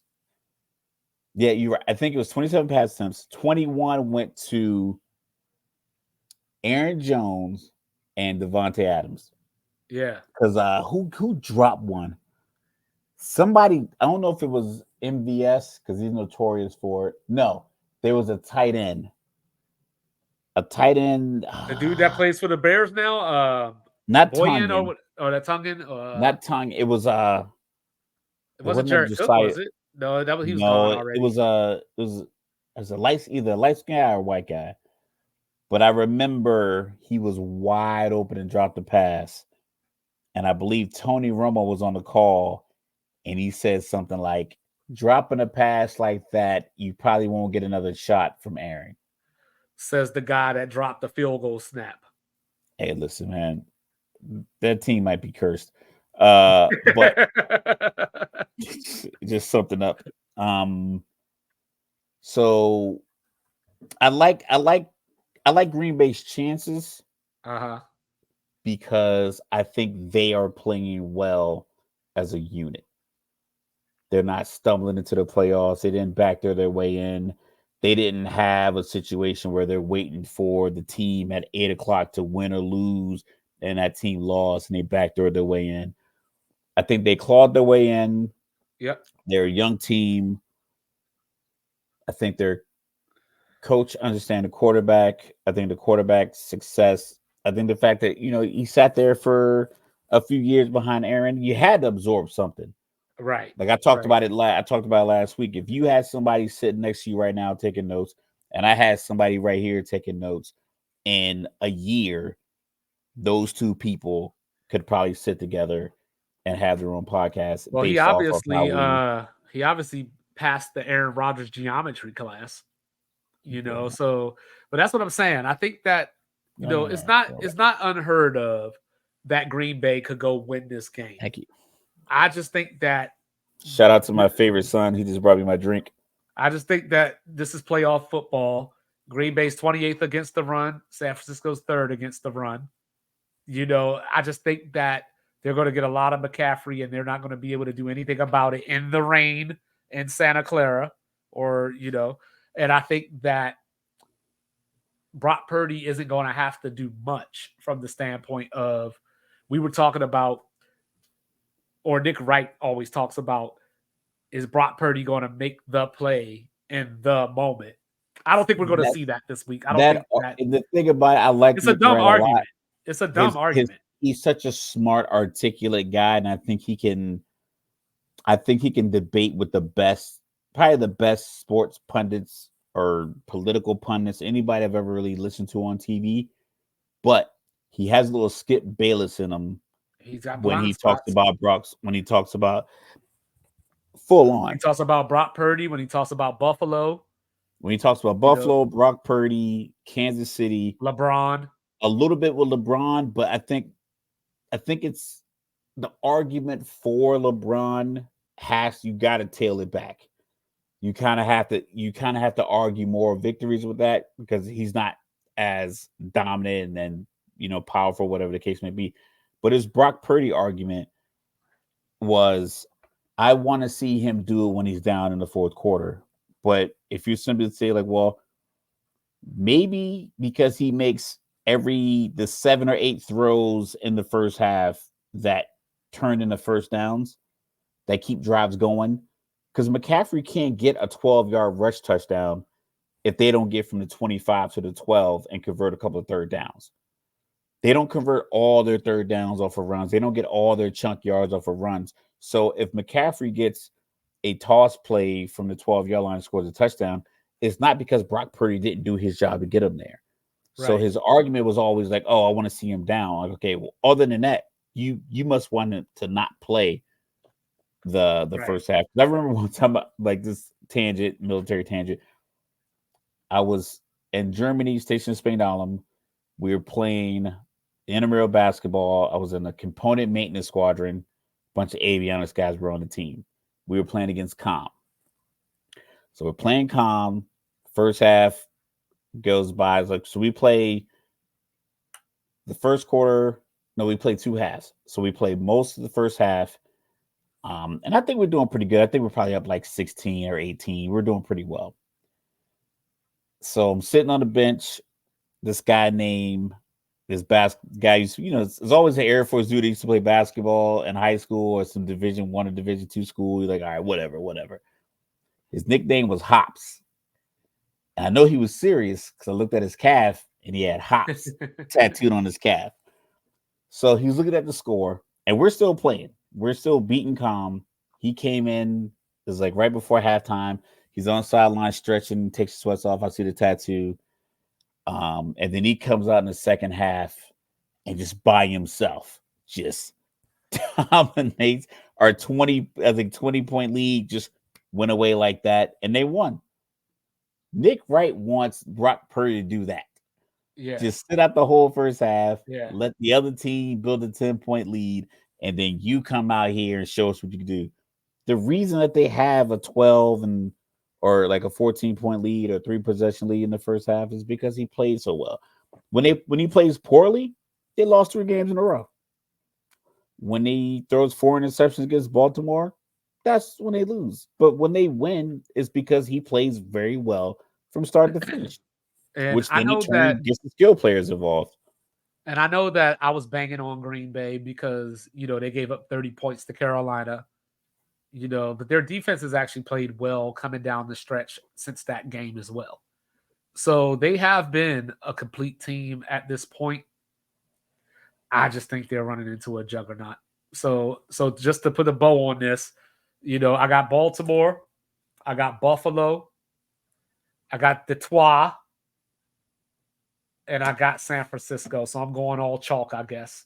Yes, same here. Yeah. So there you go. It probably won't work out that way if you and I are both saying it. Somebody's gonna have to lose, but like I said, I got my 1, 2, 3, and 4. All right, man. All I'm saying is being 1. Detroit being my 1. All I'm saying is if Baltimore loses to Houston, I don't want to hear nothing from you unless it's like some my bad 2-5. No. Check it out. If Baltimore loses to Houston, you know what I'm gonna say on Tuesday, right? What's that? Why don't you just pick them? I know. Somebody's got to lose. All right, peer pressure. No. You stuck to your convictions. I appreciate it, but I'm just saying, like, the NCAA tournament went all chalk a couple of years ago. I remember you were talking about it, but that's rare. Yeah. Because when I get to the end of my Well, that was bracket, back in 2008. That was like the all only time all one seeds have made it. Somebody didn't it happen recently. It was like at least ones or twos. It was probably ones and twos, but I think that's the only time it was all fours. 50 Cent is at the Sacramento game. Oh, he's a Kings fan apparently. Okay. Man. Every time I look at my bracket and I get to the end and it's like 1 versus 2, 2 versus 1, I'm like, let me do this again. I know. I do it but every you can't time. pick it just because, though. Like, you know what I mean? Like, just every time I click that's submit, where people get in trouble. That's where people get in trouble because they be like, somebody gotta lose, and then they somebody got a 12, gotta beat a 5. But you don't know which one. Like, you know what I'm saying? I just look like whose jersey color I like better. Yeah. When it comes out of that, I'm like, do I like Texas A&M or do I like the South Dakota Jackals? You know what I'm going with the Jackals. The Jackals, huh? You just going to jack them up like that, huh? Yeah. Oh, Jackrabbits. Yeah, the Jackrabbits. South Dakota South Dakota State Jackrabbits. There you go. So, of course, I remember before the NBA season started. Let me pull that up. I'm listening. I called Mr. Logical. I said, what is Masai Ujiri doing? And he said, what you talking about? I said, why is OG Anunoby and Pascal Siakam still on this roster? They're both free agents at the end of next season. This season, that is. You know, they're free agents at the end of next season. He can't really let them walk without getting anything, right? And then Mr. Logical said, well, why should he let them go? And I said, well, what the hell are they going to do? Let me pull it up. Let me pull up this trade that they got out of this deal. Yeah, so Anunoby, obviously, we talked about that. He's a Knick now. You know, they brought in Emmanuel Quickly and RJ Barrett. I think that's a good deal. I like a great deal for both teams. I like trades where the other team, like every time somebody trades Rudy Gay, it's just a buyout waiting to happen. It just makes you like you know how you know James Dolan. You know how James Dolan needs to be fired or needs to give up that team. Like, even with all the bad decisions that he's made over the years, the way he treated Charles Oakley, all that stuff like that. He did the same thing as Spike Lee. Yeah, it's one thing when you got a bad chucker on your team. It's another thing when you got 2 bad chuckers on your team. And what tops it all off, you got 2 left-handed chuckers on your team. Julius Randle and RJ Barrett. Now RJ Barrett's gone. And look at that. Coming into tonight, he was shooting 56% from the floor as a Toronto Raptor. Yeah, in his new home. You know what I mean? So, and he's at home. Maybe he just need to get back to Canada. Maybe that's what it was. Air Canada, maybe he right? needed some poutine or something. What they call him? Maple Mamba? That's food, by the way, you perverts. Maple just Mamba, that's what they were calling him. Yo, so hold up, wait. No, that was Andrew Wiggins. Andrew Wiggins was Air Canada. Yeah, he was Air Canada. Barrett was Maple Mamba. So that's so disrespectful. So, but like, is RJ Barrett like? Is he better than Andrew Wiggins? I don't even know. Like, that's like who's the best Canadian in the league right now? Oh, well, never mind. The best Canadian in the league right now is SGA. Great. Actually, it's SGA. It's SGA actually. You know, but yeah, what you think about the trade? I like the trade. The main thing I like about the trade is that I'm not really a big fan of I'm not a big fan of the prospects coming in from college basketball and like these other amateur leagues. So 3 first-round picks sounds heavy and aggressive for the deal. Right. But it's a 2024 Pacers pick. And then it's the worst of Houston, Los Angeles Clippers, Oklahoma City, or Utah for 2024. 4 teams. So whoever has the worst, and what's thinking with the verbiage, I'm not sure if that's like the best. It just says worst. So like it's the same thing with the whole, like whoever has the lowest pick. Whoever has the lowest pick. So if it's like 21, 22, 24, 26, you get 21. They get the worst. So they get the worst of the available pick. Right. So if you're looking at Houston's pretty solid here. The Clippers are. Yeah. So you're hoping for wherever Houston lands. And Houston looks like they've been pretty solid this year. Nothing great, but like they've been doing their thing. It could be in the And then play-in. the 2026 Pacers pick, but it's top 4 protected. So if the 2025 Pacers are terrible and they end up with the number 4, 3, or 2, or 1 pick, you don't even get that if you're Toronto. So I know they say the art of good business is everybody walks away from the table someone unhappy. Like everybody can't be happy for it to be a big deal, and one person can't be completely happy, and so forth and so on. You just got to hit the reset. You got to hit the reset button. Because when you beat Chargers, you got to be happy. You saw OJ. OJ did so many interviews after he beat his Chargers. Yeah, you got to hit the reset button. And you hope that your structure and the foundation that you have within your building can produce another championship run, or at least another top. Because Toronto Raptors, LeBron was killing them for a couple of years, but they were the number 1 seed for a few years of those runs. Right. So maybe you're hoping that these next couple of picks you get come in or maybe RJ Barrett and quickly become this next round, but it's unlikely because the NBA doesn't really work like that. You need a generational talent. Well, like in the NBA, you need to get one. You can't. The San Antonio Spurs way of getting championships, 7 NBA finals, and 6 because Duncan went to 6. Yeah, getting the 6 NBA finals was just bounce passes, chest passes, and limited egos. Unlikely. So one of these guys is going to have to turn into something out of nothing. Like Kawhi, when he was in San Antonio, was a 13.9 points a game, if that. They trade him to Toronto, lead him to a championship. You need something like that. You're going to need one of these guys to just kind of turn into that player. But, I mean, as far as like getting assets, Toronto, right? That's the good news, right? Because he brought in Fred VanVleet. He found Siakam. He found Anunoby.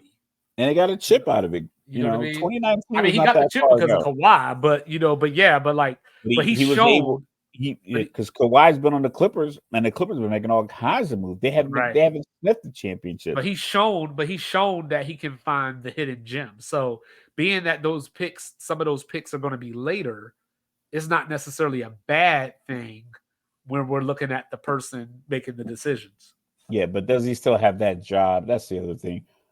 A lot of it is fool's gold. It's like Bitcoin or any kind of cryptocurrency. It looks good. Your investment's going up and down. You throw another $100 into it on, SoFi, whatever app you use, or Robinhood. Ultimately, like, are you going to really wait out 3-4 years and see if it grows? Probably not. Are you going to really wait out 3 or 4 years to see if the deal that was Missouri made is going to pan out? I mean, possibly. I think Toronto kind of has to, because I mean, who goes to Toronto? It's basically Canada's New York. Yeah, but you got to pay the taxes on top of like whatever else you pay. I don't know if you ever looked at a W-2 for somebody who works in New Jersey and New York. It's awful. It hurts. It hurts bad. It hurts bad. Uncle Sam gonna be calling for that. That's what I'm saying. Like, you got to pay the Canadian taxes on top of, whatever. Free medical. Cool. You get a nice root canal if you need one. I said, it's a tough world. You got to make these decisions. I think the owners recognize that we aren't going to have superstars. Yeah. Detroit drafted a guy like Cade Cunningham. I hope he's going to be a superstar. You got Jaden Ivey. He was a star at Purdue. You hope that it works out. Right. You hope that James Harden, Kevin Durant, Russell Westbrook, you hope that you are in a position to replicate that by drafting 3 guys out of college and they turn into this kind of a dynamic trio. More likely you won't. The free agent piece is going to be pretty difficult because you're paying guys like they're getting up to like NFL quarterback prices for some of these stars. Like Jaylen Brown, what do you got? 5 years, 340. Something like That's the that. number. Fully guaranteed. Fully guaranteed. I think Durant had 5 years, 190 with Brooklyn, and they knew he was going to miss a year and some change with the Achilles, and Right. they still paid him essentially $40 million a year. Right. So you're gonna have to do that if you want to bring a free agent in, or you're gonna hope that some of these trades you make with some of these draft picks, they pan out, they turn into a guy, they turn into another Van Fleet. So what do you think about this move for Indiana? I like it. I think Indiana is taking advantage of the fact that they're just getting hot. Yeah. They got a championship coach. They have a young core with Halliburton. They got to keep Buddy Hield. No, he on the block again. Nah, he's still there. I know, but he ain't gonna be there. You got to keep But him. then again, I mean, they've been pump faking with Miles Turner too. That's what I'm saying. So you didn't give up. What you have is you got a big man, you got a versatile guy you traded for. You have your up and coming, very confident, young, light skinned point guard. Everyone needs one of those. And then you got Buddy Hield. Is like, listen, man, I'm out here. You know, his numbers are like Steph Curry pace. Field goals per season, career field goals. Like he's on like the same pace as Steph Curry was when Steph Curry started shooting the threes. So like youngest player at 27 and a half threes, youngest player at 20, like that stat that ESPN throws out there. Buddy Hield's on that kind of arc. Yeah. And he's always for some reason on the trading block, but he never really ends up anywhere where he can really showcase his skills. Yeah. I think this is the opportunity for Rick Carlisle, but like, let's get the point guard, the shooter, the playmaker, and the big man together and run the East. Because if you get to the top four, that's what you want. You want a playoff series at home. I think Indiana put themselves in a position where they can get a playoff series at home. Yeah, they actually win a series now. And that's it. And that's all you can really hope for. You get a playoff series at home because you get the top 3 teams out the East. And number one being Boston, so it's gonna be tough. But you get one series at home, you win that. Maybe you still a game of the road against Boston, coming back. You're confident at home. I mean, certain things have happened. I mean, the Lakers beat the Warriors last year and went to the Western Conference Finals. Yeah, no one was saying that in late March. Indiana brought in an NBA champion and gave up an NBA champion because Bruce Brown went to Toronto in this deal. And it works out for Toronto because the way that his contract is structured. A lot of Rose, baby daddy. It's basically a what's the word I'm looking for? Expiring contract if you want it to be. It's a 2-year deal, but it has the option. So you could get out of it this year to get more cap space if you want. So it works out for Toronto that way as well. We got the Pacers at 7 right now, 23-17. Yeah. And Halliburton's probably out another week. I think the Sixers are continue to I don't think the Sixers are gonna slip. No, they'll just maintain. They just maintain and they'll just constantly be at 3. And maybe the Bucks lose a couple and they get to 3-2, whatever. I think they're gonna kind of keep rising. I can see the Cavaliers as the trade deadline gets closer. I think the rumblings in the building can maybe impact the way certain guys play. Maybe they sit a guy because they want to move him. Whereas the Pacers already made their move. Right. They made their kick. They're running a 1,600-meter race. Well, they still got to see what they can get for Buddy Hield. I don't know if you have to move him, though. Like, I don't know if you obviously don't want him. They obviously don't want him. Like, he's been on the trade block since he's been there. Like, this is John Collins all over again. You know what I mean? And they're doing the same thing with Miles Turner. I swear, the last 4 or 5 trade deadlines, people have been trying to pick out where Miles Turner's going to. Remember, he was supposed to go to the Lakers, too. That was that was the deal people talk about in the sports group where Miles Turner and Buddy Hield were going to go to LA for Russ and 12 chicken wings and 2 In-N-Out burgers. It's Gotta like, have no a one's couple going to make that waffles too. deal. Yeah. They were going to go like a Roscoe's But it chicken and was being waffle talked membership about. It was card. a real thing. It wasn't people making it up. That was all over.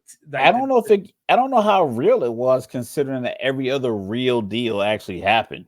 I don't know. It was all over the. Think about all the I mean, real deals that we've heard about that well, every happened. deal Like doesn't Siakam's happen on the though. block. We've heard like how many times did we hear John Collins was going to get traded before he got traded? Not that often.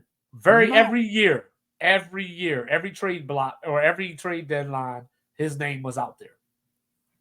That's why when they finally traded him and they got like Rudy Gay for him, we were like, y'all did all that just to do cut that? Rudy Gay. Right. But I mean, sometimes money, you hold on too long. Like, I like to play poker, and sometimes I like to play Texas Hold'em. I get my 2 hole cards.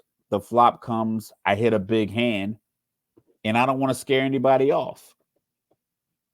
So I slow play it, and then the turn comes, and I bet a little bigger, and it scares everybody off. It's like, okay, I can see what's going on here. Sometimes I think some of these GMs they like to, play coy and try to figure out like, oh, I'm not talking to you unless you give me this. I'm not talking to you unless you're gonna start the negotiations here. And it's like, all right, cool. Yeah, so we're gonna just call Utah because Danny Ainge always has 50-11 picks, and he's willing to move all of those. I think Danny Ainge probably has pick rights for a team for like 2032. I'm willing to bet that if he looked at his stock, if we had a list of what they had, I bet he has somebody's 2032 pick right now. Oh, NBA TV got the Brent Berry slam dunk contest on.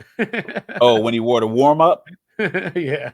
And I think he would have did he wear the Grand Hills? No, he wore some Nikes. No, but yeah, like I think that Indiana is a team that's going places. Siakam isn't 30 yet.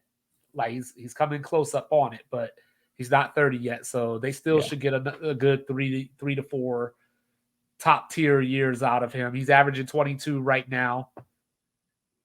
It has nowhere to go up behind. Like that pick and roll is going to be deadly with him and Halliburton. If they run it, more likely to be pick and pop. Yeah, because we can do it. If you're gonna run pick and roll with Siakam and Halliburton, what are you doing with Turner? That's true. He's just standing on the block. No, you finally trade him, I guess. I mean, he has. Looks like, is that Kevin Ali on Indiana staff?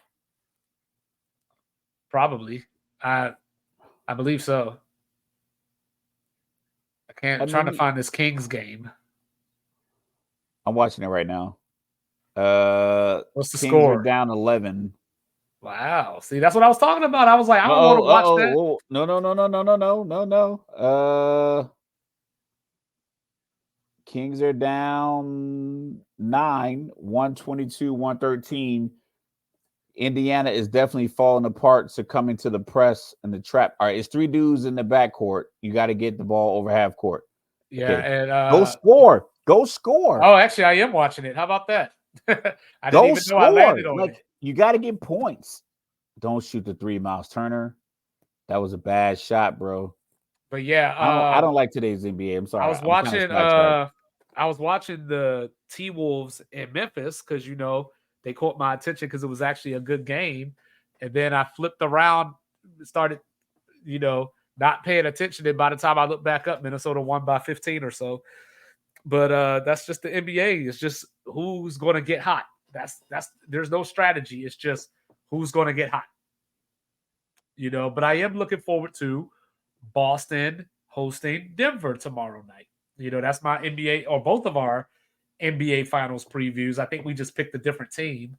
Yeah, I picked Denver, and I picked Denver to repeat, and you picked Boston. I think it's very tough to repeat, and I think even getting back, I just felt like that because I didn't feel as if the many teams out west really made like steps Impact forward, moves. Yeah. impact moves to beat what Denver already gives you. So, all right, so they're down 7, minute 15. The full court press is literally killing Indiana. No Halliburton. Oh my goodness. Is Nembhard in the game? So wait, hold on. I'm looking at the call. Did they call a foul? No. What did they call? So they're passing the ball to the corner, which is a bad move. Who did I ball? That's a bad angle. Give me another angle. I think they're reviewing it. So when you were asking, score was 122-111. Yeah, I saw that. They went to a full court press.